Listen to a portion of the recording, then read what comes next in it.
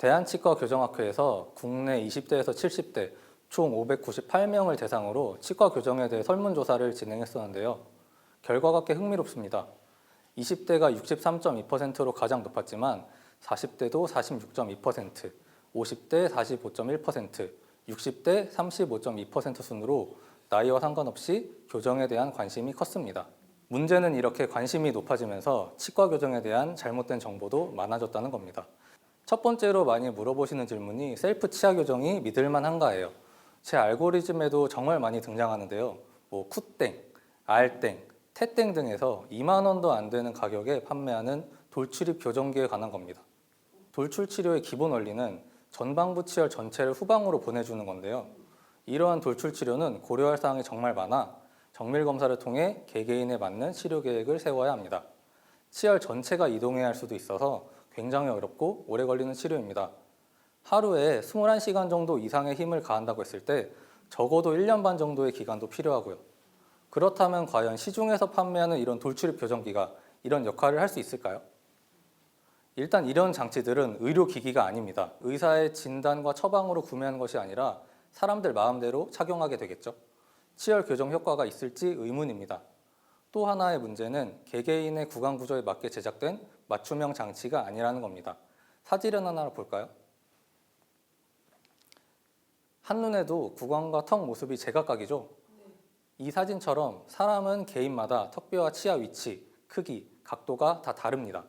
따라서 장치를 이용한 교정치료는 입안에 본을 떠서 구강 상태를 정확히 판단하고 치아에 가할 힘을 체계적으로 설계한 뒤에 치아와 잇몸에 알맞게 제작을 해야 합니다.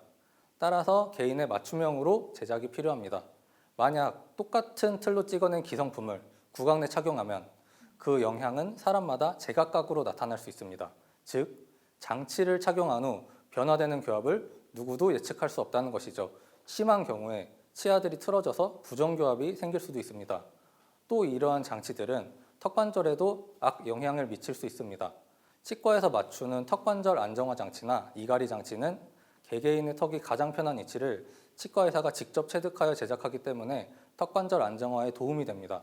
그러나 이런 장치는 개개인의 턱관절 위치를 전혀 고려하지 않기 때문에 턱관절이 불편한 위치로 물게 할 수 있습니다.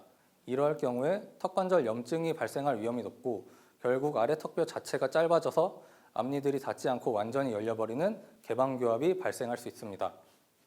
이러한 부정교합이 심해지면 전체 교정치료가 필요하거나 심할 경우 양악수술을 동반해야 할 정도로 위험하다고 할 수 있습니다. 이어서 제가 진료실에서 가장 많이 듣는 질문은 아이들의 교정 시기에 관한 겁니다. 혹시 자녀분이 몇 살이실까요? 10살인데 사실 저희 딸도 올 초부터 교정을 시작했어요.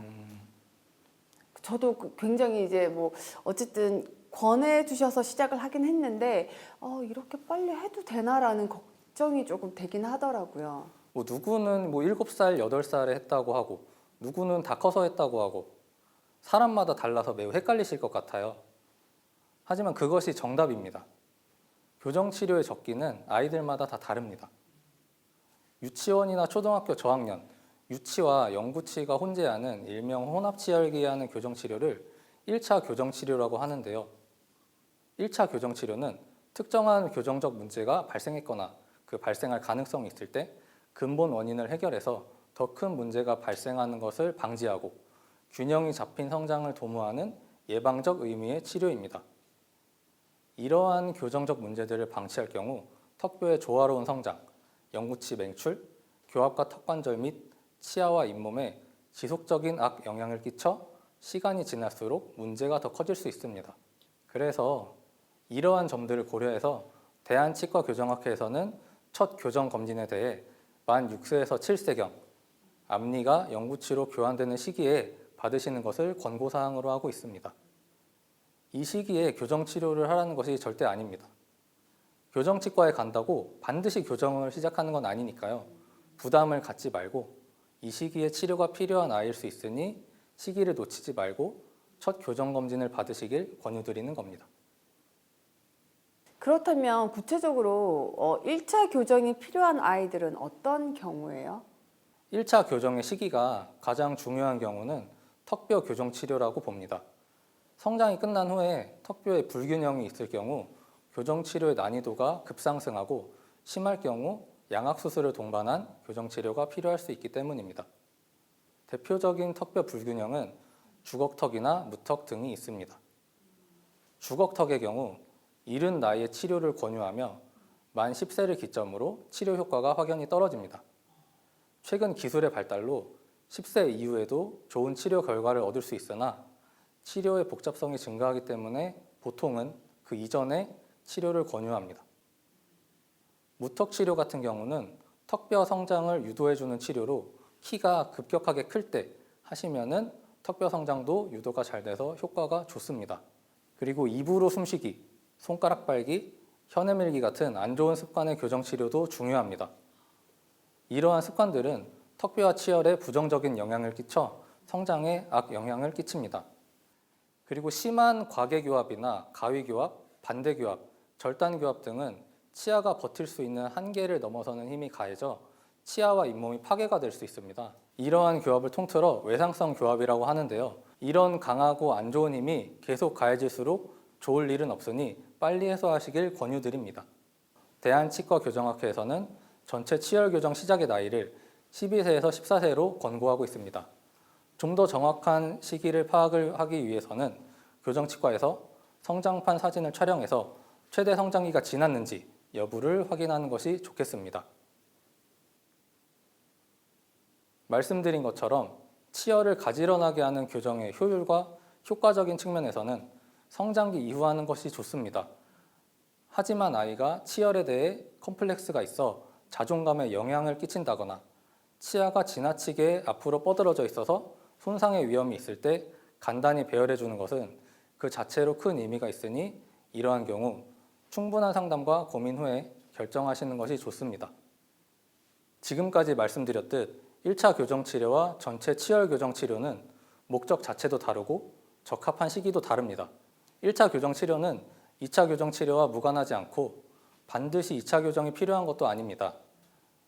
일단 1차 교정 치료는 그 목적성이 분명하다면 아이에게 무조건적으로 도움이 되는 치료이고 2차 교정을 할 때 시간과 비용, 노력 등을 훨씬 줄일 수 있습니다. 그리고 몇 가지만 맞아떨어지면 2차 교정 자체가 필요 없을 수도 있습니다. 아이의 성장기와 1차 교정 시기가 맞물려 턱뼈가 안정화된 시기에 교정을 종료해서 유지가 될 수도 있고요. 1차 교정을 진행한 뒤에 턱뼈가 균형 잡히게 성장해서 교합과 인매에 문제가 없어 추가적인 교정이 필요가 없을 수도 있습니다. 여기서 중요한 결정 포인트는 환자와 보호자의 의사입니다. 1차 교정을 진행한 뒤에 성장기가 지난 후에 100점은 꼭 아니더라도 80점 후반, 90점 이 정도의 교합을 유지하는 경우 겉보기에나 생활을 하는데 아무 지장이 없습니다. 이럴 경우에는 환자와 보호자께서 2차 교정 여부를 진행하시면 됩니다. 간혹 무분별하게 1차 교정 치료를 하면은 2차 교정을 절대 안 할 수 있게 하겠다고 홍보하는 곳도 있습니다. 치과교정학과 성장학 분야에서 절대적인 것은 없습니다. 앞으로 아이에게 어떤 일이 발생하고 어떻게 클지 누가 알겠습니까? 이런 식으로 홍보하고 상담하는 곳은 주의하는 게 좋겠습니다. 최근에 인스타나 스레드 등 SNS를 통한 상담이 급증하는데요. 저도 SNS로 최대한 많은 궁금증을 해소해 드리려고 노력을 하고 있습니다.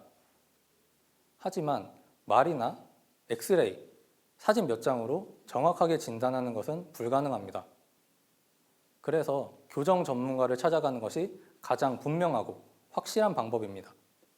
교정 치료는 긴 기간 동안 잦은 내원이 필요하고 힘든 치료입니다.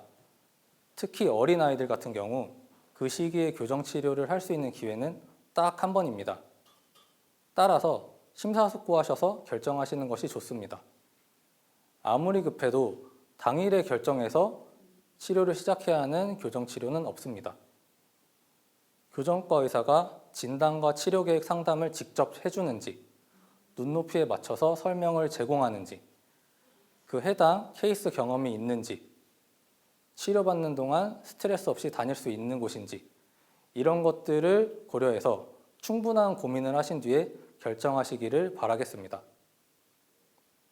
마무리하겠습니다. 교정치료는 교정과 의사 선생님과 환자, 그리고 보호자가 의견을 충분히 공유하고 함께 치료 계획을 세워 진행해야 하는 장기 플랜입니다. 잘못된 정보로 구강 건강에 위해를 입지 않도록 전문의와 상담해 주기를 권합니다.